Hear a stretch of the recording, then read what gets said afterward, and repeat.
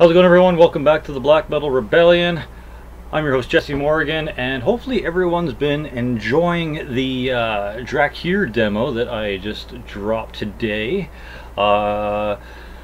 Physical copies will be coming with a split with Clysidra. Lord Foberter is not ready for everyone to hear his masterpiece yet, so it'll probably be another week or so before all that's done and finished and ready for everyone to hear.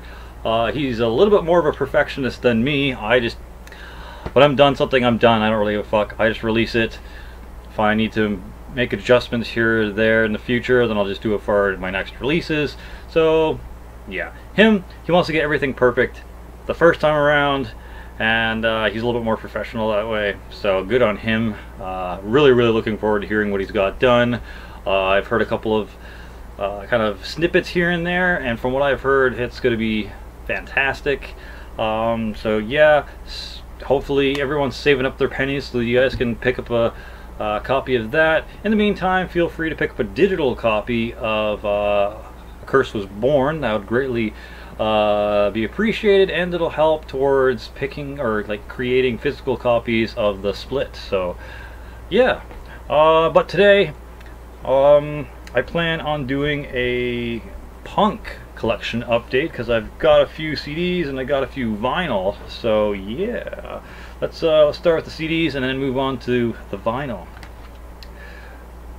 First two are by the same band. This is the second album by the Ramones. This is called Leave Home. Pretty much the same style as their self-titled Ramones album. Really good stuff. A lot of cool songs on here. Gimme Shock Treatment being the #1. And then there's Susie's a Headbanger, You're Gonna Kill That Girl, California Sun. She Should Have Never Opened That Door, I guess, is a pretty decent one. Pretty much everything on here is really good. And then it's got like a huge track list of live stuff, recorded live at the Roxy in 1976. Holy shit. But yeah, it's got a bunch of those tracks right here. Really enjoy the Ramones early stuff. I probably will get a few more albums past the next one. That being Rocket to Russia. I guess I'll just throw it underneath. So yeah, this is their third album, Rocket to Russia. Anyone that listens to punk has to know the Ramones, has to respect where that shit started. Really good stuff. The first three albums are pretty much identical in style. Just 3-beat punk rock riffs with kind of catchy tunes. But yeah, there's Sheena's a Punk Rocker, Teenage Lobotomy, Ramona, and then there's a few bonus tracks on here. One's called Needles and Pins, apparently an early version.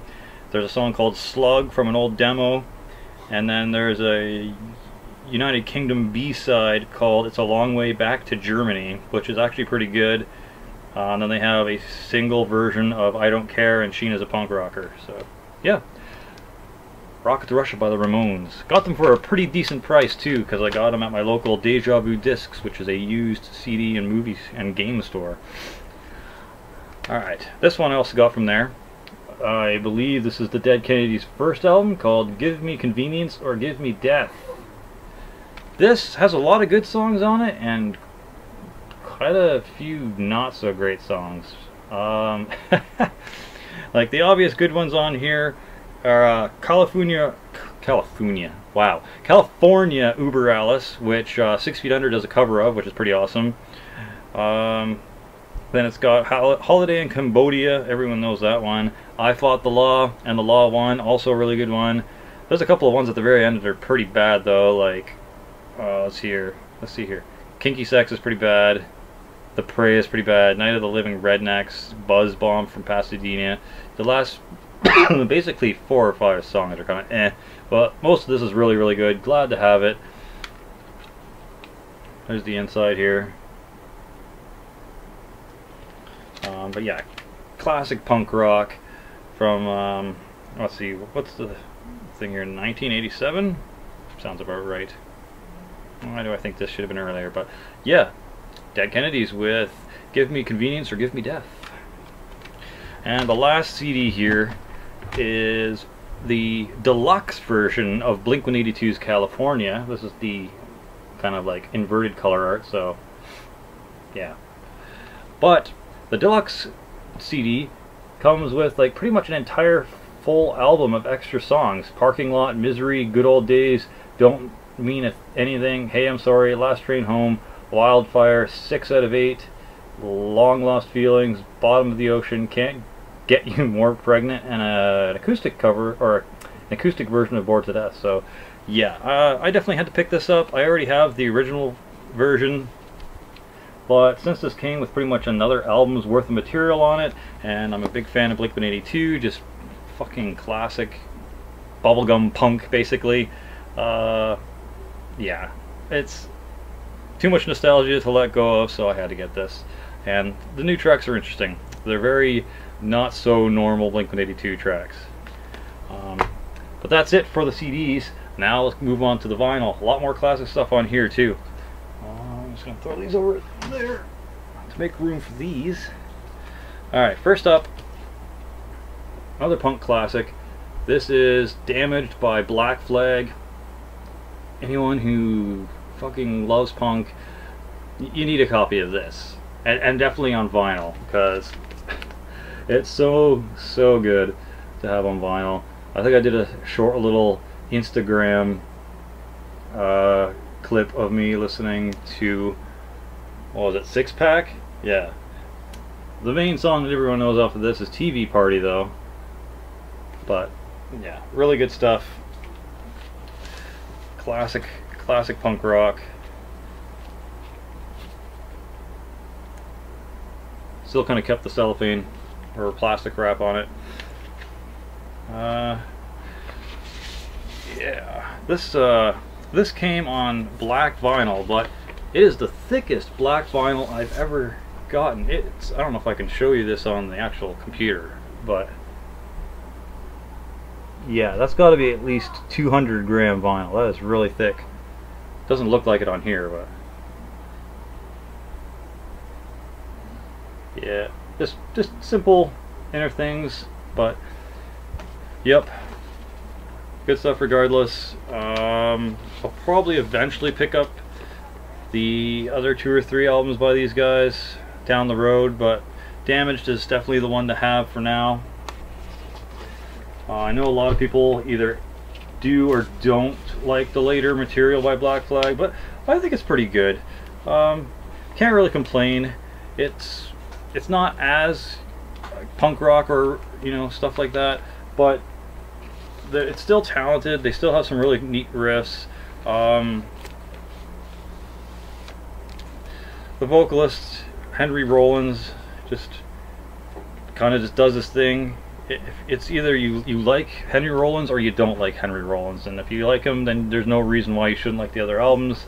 They do have a spoken word album that I'm not going to be getting, but the rest of them are pretty good. Even the new one they just came out with a few years back.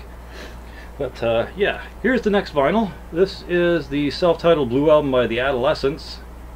If you like the Germs, you'll fucking love the Adolescents. At least this album. It's really good. Reminds me of the Germs. This one also came in some cellophane that I kept on, and as you can see, there's a special colored vinyl. And no, it's not red or blue. It's not what you would think it would be. It does have this inner sheet though, with some lyrics and a collage of the band doing their thing, probably live or some rehearsals. And then the album comes on this crazy like gasoline color that is not showing up on camera with balls, but yeah, it kind of looks like caramel color, but then it's got swirls of blue and pink and green and yellow in it that I really wish you could see. Maybe I can pull it over this way. No, it just looks brown. But I don't know. But it's really good, really cool. It didn't just come on black, because with punk I don't really expect it to come on anything besides black, unless like a really like poppy kind of, maybe like pop punk band or something like that, or really new, as this was kind of like an old album. I was just kind of expecting it to come on black until I saw the sticker. Then I'm like, ooh, I want this album and it's colored, so I'm picking this up. So it's nice. And I mean, I already have a copy of this on CD, but since it's my favorite album by them and it was a decent price and it was a colored vinyl, I figured, what the fuck, I might as well get it. And the last one I got here for the punk collection on vinyl is, I believe, their second full-length album, because the other one is either, no, this might be the first one, because the other things before this was Shoot Up Your School and Rock the 40 Ounce, which I believe may have just been EPs or demos. I'm not sure, but I think this might be the first full length, if not the second. But anyways, Leftover Crack's amazing. This is what became of Choking Victim, who apparently got back together, so that's really cool. And this album definitely did not disappoint. It was really good. I've heard it's probably their best release. I really like all of their all their albums. So honestly, I couldn't go wrong by getting this one. Comes with a printed inner sleeve. Some interesting stuff on there.